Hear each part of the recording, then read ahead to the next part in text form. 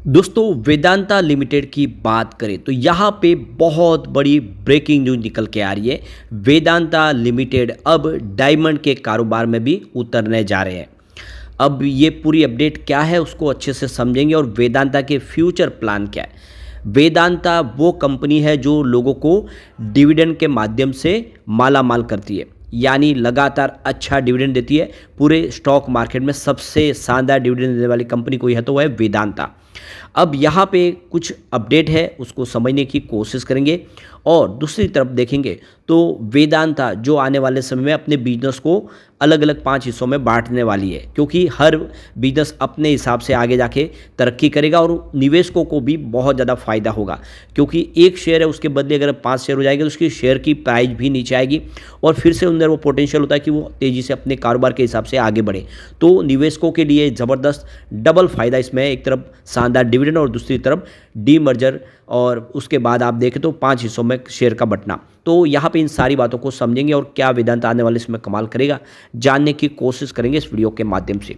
लेकिन फ्रेंड्स उससे पहले अगर आप पहली बार हमारे चैनल पे आए तो चैनल को सब्सक्राइब कर दीजिए, एक बेल आइकॉन दबा दीजिए ताकि जब भी नया वीडियो बने पहला नोटिफिकेशन आपको मिले। वीडियो पसंद आए तो लाइक से जरूर कीजिए।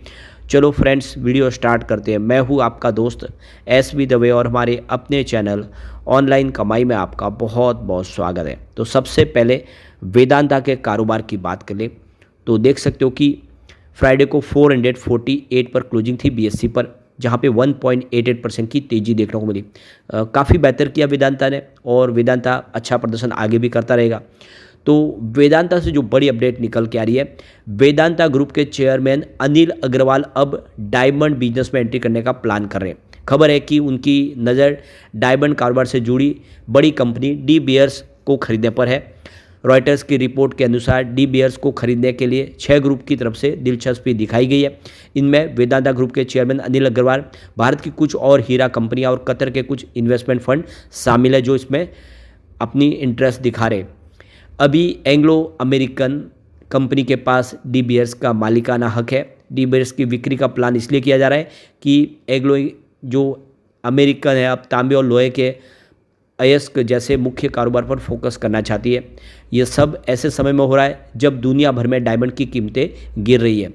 रॉयटर्स के अनुसार भारत की हीरा कंपनियां जैसे कि के ग्रुप और कापू जेम्स ने भी डी बियर्स को खरीदने में दिलचस्पी दिखाई है। ये कंपनियां भारत में हीरे की कटाई और पॉलिशिंग बिजनेस में सबसे आगे है और डी बियर्स की सबसे बड़ी ग्राहक भी है। ये कंपनियां बड़े ग्रुप का हिस्सा बनकर अलग से खरीदने की इच्छा जता रही है। तो रॉयटर्स की रिपोर्ट के अनुसार अनिल अग्रवाल की जाम्बिया और साउथ अफ्रीका की में खनन की कंपनियां हैं और ने यहाँ पे डी बियर्स को खरीदने में दिलचस्पी दिखाई, जो इनकी विदेशी सब्सिडीज कंपनी है। बताया जा रहा है कि वह भी एक बड़े ग्रुप का हिस्सा बनकर इसे खरीदने की कोशिश में। हालांकि एंग्लो अमेरिकन डी बियर्स के मालिक और अनिल अग्रवाल की तरफ से इस पर कोई अभी टिप्पणी नहीं की गई है। आपको ये बता दें कि अनिल अग्रवाल 2017 में ही एंग्लो अमेरिकन के सबसे बड़े शेयर होल्डर बन गए थे। उस समय उनके पास कंपनी की 20% हिस्सेदारी थी, लेकिन 2 साल बाद उन्होंने अपनी हिस्सेदारी को बेच दिया था। यानी 2017 में भी उन्होंने एक बड़ी पहल की थी और 20% के वो मालिक बने थे, लेकिन बाद में उन्होंने हिस्सेदारी को बेचा है। तो एंग्लो अमेरिकन ने बताया कि डी बियर्स की बुक वैल्यू $4.9 बिलियन है। कंपनी को पिछले 2 सालों में आप देखें तो $3.5 बिलियन का नुकसान हुआ, यानी फिलहाल कंपनी लॉस में है।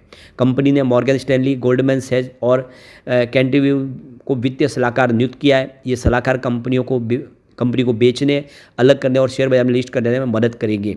एंग्लो अमेरिकन ने कहा है कि उन्होंने वित्तीय सलाहकारों को बिक्री या डीमर्जर और संभावित लिस्टिंग में मदद के लिए रखा है। इसका मतलब है कि कंपनी डी बियर्स को बेचने के लिए अलावा उसे शेयर बाजार में लिस्ट भी करा सकती है। अनिल अग्रवाल की बात करें तो उनको मेटल किंग के रूप में दुनिया भर में जाना जाता है। वेदांता रिसोर्सेज लिमिटेड के फाउंडर और चेयरमैन वॉल्कन इन्वेस्टमेंट नामक होल्डिंग कंपनी के जरिए अनिल अग्रवाल वेदांता रिसोर्सेज का पूरा कंट्रोल रखते हैं, क्योंकि इस कंपनी में उनकी 100% की हिस्सेदारी है। अनिल अग्रवाल का जन्म बिहार के पटना में एक मारवाड़ी परिवार में हुआ था और उनके पिता द्वारका प्रसाद अग्रवाल का एल्यूमिनियम कंडक्टर का बिजनेस था। पटना के मिलर हाई स्कूल से पढ़ाई करने के बाद कम उम्र में अनिल अग्रवाल ने इस बिजनेस में एंट्री कर ली थी। 19 साल की उम्र में वह मुंबई, उस समय बॉम्बे कहा जाता था, आए। 1970 के दशक में मिड डे में कबाड़ का बिजनेस शुरू किया, यानी उन्होंने स्क्रैप के बिजनेस से शुरुआत की। वो दूसरे राज्यों के केबल कंपनियों से कबाड़ लेकर मुंबई में बेचते थे। अप्रैल 2003 में अनिल अग्रवाल ने वेदांता रिसोर्स लिमिटेड की स्थापना की। आज ये देश की सबसे बड़ी खनन और धातु कंपनी है और इसकी जो गतिविधि आप देखें तो ऑस्ट्रेलिया, जाम्बिया में है। तीनों देशों में तेल और गैस का कामकाज भी है कंपनी का। तो अनिल अग्रवाल ने भंगार के बिजनेस से शुरुआत की, लेकिन आज वो देख सकते हो मेटल किंग बन गए। अब वेदांता और दूसरे और सब शेयर जिसमें आप देखें तो PSU स्टॉक भी शामिल है, बहुत ही ज़बरदस्त डिविडेंड देते हैं और इस डिविडेंड के माध्यम से लोग मालामाल होते हैं।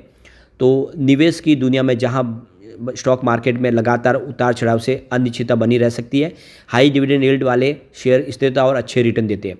उनका मुख्य मकसद स्थिर आय होती है, जिसमें शेयरधारकों को कंपनी के मुनाफे का लगातार हिस्सा मिलता रहता है। इसमें रोजाना के शेयर की कीमत में बदलाव का कोई असर नहीं होता है। ये स्थिर कैश फ्लो न सिर्फ पैसिव फ्लो का एक वैल्यूबल सोर्स देता है, बल्कि मुश्किल समय के दौरान एक सहारा भी देता है। मजबूत और टिकाऊ डिविडेंड के इतिहास को अक्सर मैच्योर और वित्तीय तौर पर अच्छी कंपनियों के संकेत तौर पर जाना जाता है, जिसका बिजनेस मॉडल स्थिर होता है और मैनेजमेंट को इसकी लंबी अवधि की संभावनाओं पर भरोसा होता है। इसमें इनका इनकम इकट्ठा करने और धन जमा करने की दोनों में निवेशकों की मदद करता है। मौजूदा प्राइस लेवल पर 15 कंपनियां लार्ज और मिड कैप, स्मॉल कैप में 5% से अधिक कंपनियां जो अधिक डिविडेंड यील्ड देती है। इस लिस्ट में वेदांता सबसे आगे है। माइनिंग और मेटल सेक्टर की दिग्गज कंपनी वेदांता इस समय इस मामले में आप देखो आगे है, क्योंकि 9.5% के शानदार डिविडेंड के यील्ड के साथ इस लिस्ट में सबसे ऊपर बनी हुई है। यह आंकड़ा कंपनी के मजबूत कैश फ्लो जनरेशन से मजबूत हुआ है, जिसने फाइनेंशियल 2025 में 13,474 करोड़ रुपये का कुल भुगतान और चौथी तिमाही में मजबूत प्रदर्शन का समर्थन किया है। कंपनी ने पिछले 5 सालों में प्रति शेयर ऊंचे डिविडेंड का ट्रैक रिकॉर्ड बनाया है, जो कंपनियां के बीच में आप देखें जो एक आकर्षक यील्ड देता है, जो लगातार अच्छे डिविडेंड देती है और शेयरधारकों को फायदा देती है, उसमें वेदांता सबसे ऊपर है। तो यहाँ पे टॉप 5 अगर कंपनियां देखें जो बेहतर यील्ड के मामले में डिविडेंड देती है, तो वेदांता 9.7% का यील्ड देती है और MSTC लिमिटेड 8.3% है, DB कॉर्प 8%, तो चेन्नई पेट्रोलियम कॉर्पोरेशन 8% और अल कार्गो लॉजिस्टिक्स 7%। इस लिस्ट में आप देख सकते हो वेदांता सबसे ऊपर है। अब यहाँ पे कुछ और कंपनियां भी है जो बहुत अच्छा डिविडेंड भी देती है और आपको अपने पोर्टफोलियो में उसको ऐड करने में आसानी हो सकती है। तो वेदांता सबसे ऊपर है, 44 रुपीज़ का डिविडेंड साल का, जिसमें 9.7% का यील्ड है। MSTC ने 8.3% का दिया है, 46 रुपीज़ का डिविडेंड। DB कॉर्पोरेशन 8.1% का यील्ड है, 20 रुपीज़ का डिविडेंड। चेन्नई पेट्रोलियम कॉर्पोरेशन 8% का डिविडेंड, 55 रुपीज़ का डिविडेंड दिया पूरे साल का। एल कार्गो लॉजिस्टिक 7% यील्ड के हिसाब से डिविडेंड दिया, 2 रुपीज़ पर शेयर।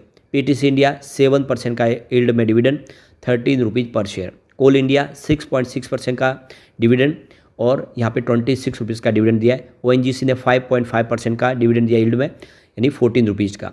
नेशनल एल्यूमिनियम 5.5% यानी 10 रुपीज़। NMDC का 5% जो 4 रुपीज़ का डिविडेंड दिया है। इंद्रप्रस्थ गैस 5.1% का डिविडेंड दिया, यानी 11 रुपीज़ पर शेयर। इसके अलावा REC लिमिटेड 5% का यील्ड में डिविडेंड, 20 रुपीज़ पर शेयर और IOCL 4.9% यील्ड में 7 रुपीज़ पर शेयर डिविडेंड।